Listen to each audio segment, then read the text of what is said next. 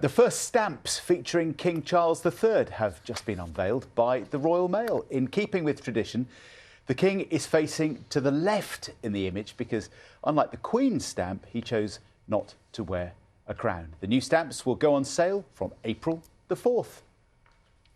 Elsewhere, we are getting our first look today at something that most of us will be seeing many, many more times over the coming years, the new postage stamp showing King Charles III. Don't rush to the post office right yet, though, because you can't buy it at this point. They're going to be on sale from April the 4th, but the Royal Mail is displaying the new stamp today at an exhibition in London, and our royal correspondent Daniela Relf has been along. Every monarch since Queen Victoria, every reign, whatever its length, has had a stamp.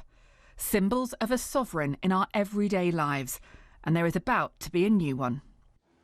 On display at the Postal Museum in London, a first look at the stamp of King Charles III. This will be what's known as his definitive stamp. It is a simple, stark image with little adornment. Unlike his mother, he has chosen not to wear a crown. As with all stamps, of course, the monarch approved them, and so we hope that he's happy with this design. And I think, if I can say, that the guidance we were given was not to try to be too clever or to try to veer off into some different direction, but very much to keep that traditional image that we're all very much used to. The King Charles III stamp is part of a new exhibition at the Postal Museum. From Queen Victoria's penny black in 1840 through to more recent and more familiar images.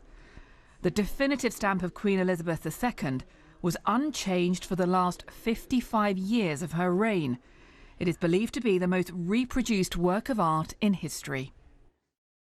A new stamp can take 2 to 3 years to be planned, designed, printed and put on sale. The new King Charles III stamp has been prepared in a fraction of that time, so that it will be in circulation in time for the coronation. And the production of those stamps is now well underway, each one showing an image that will become synonymous with this reign. The stamp of King Charles III goes on sale on the 4th of April. Daniela Relf, BBC News, the Postal Museum. Well, our royal correspondent Sarah Campbell is at the museum in central London for us this morning to see not just that stamp, but the history of royal stamps right in front of you.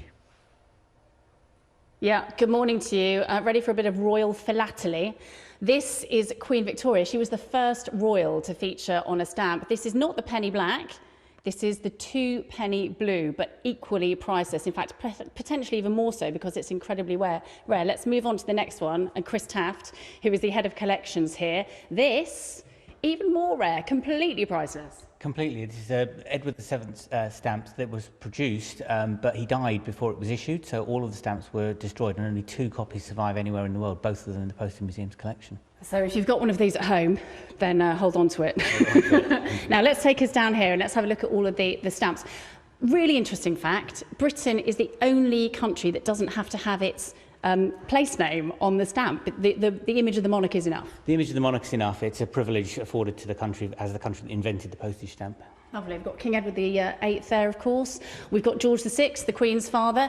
Just take a little look at this. Very ornate, crowns, etc., which is quite relevant when we look at King Charles III's image. Yes, all of the monarchs have influenced the design of their stamps, and George VI elected to have a more decorative style, although less decorative than his father did. And just moving along, Queen Elizabeth II, of course. This image taken in didn't change from 1967. Even though she got older, the coins changed, notes changed, this image didn't. Yeah, so Elizabeth has only had 2 images on stamps throughout her entire reign, and this one, introduced in 1967, has become the iconic image that everybody's familiar with from postage stamps. It's fascinating stuff, Chris. Thank you very much. I'm going to leave you here. Let's have the big reveal. I know you've seen it already in Daniela's package, but here we are. David Gold from Royal Mail. Tell me about this image, how it came about. It's quite sort of plain when you look at some of the other ones. Well, it's an image created by Martin Jennings for the Royal Mint, and many of your viewers will have seen them on coins now. We've adapted the image using a little bit of extra lighting, some digital wizardry to make it suitable to go on a stamp. The guidance we were given was that the King wanted very much to continue the tradition of the stamps that people have grown used to. And I think what you see here is, you know, in many ways, a representation of what you saw in 1840, the image on a plain background facing into the envelope. But what is different is there's no sort of monarchy references, there's no crown, no heraldry. It's the man, it's Charles, it's effectively him saying, this is me, and I am at your service. I think it's very fitting for the modern age. And approved by him, so this is the image that he decided he wanted. Absolutely. All stamps are approved personally by the monarch. It's something we understand that the late Queen took some pleasure in doing, and thankfully never rejected a stamp. So we hope we can keep that tradition going under the new reign as well. David, fascinating stuff. Thank you so much. We should finish on this image, which once again you can start sticking on envelopes from April the 4th. So just in time for the coronation. There we are, the image of King Charles III on a postage stamp. Coming soon to a parcel near you. Yes. Sarah, thank you very much indeed. Get used to that sight. We're going to see millions and millions more of them over the months ahead. Real moment in history, though, isn't it? It is. Yeah, and when you look back at history and you look back at stamps, you know, they tell the story not just of the monarch, but of an era, don't they? Don't you wish you'd kept them from when you were little? Yeah, we were just talking about stamp collecting back in the 70s. Everyone was at it. Maybe we should need to start again. Right, it's 7:30. Let's get the news, the travel and weather from our first-class teams around the UK. See you in a second.